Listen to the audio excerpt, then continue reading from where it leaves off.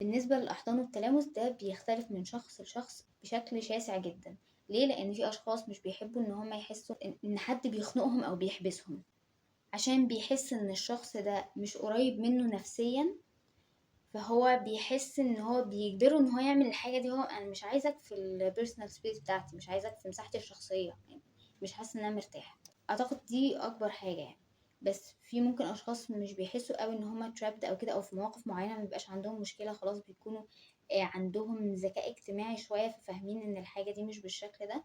بس بيكونوا برضو مش مرتاحين نوعا ما كفكريا، يعني لفكرة إن الشخص الغريب ده يقرب مني، لأن احنا عندنا حتة الباوندريز دي بتاعت المساحة الشخصية، بتاعت ان الشخص ما يلقبكش بحاجة انت مش هي، الكلام ده كله. وهتكلم برضو عن فكرة الألقاب دي لأنها من الحاجات المهمة، والتلامس أو كده، لأن هو مشاعره وأحاسيسه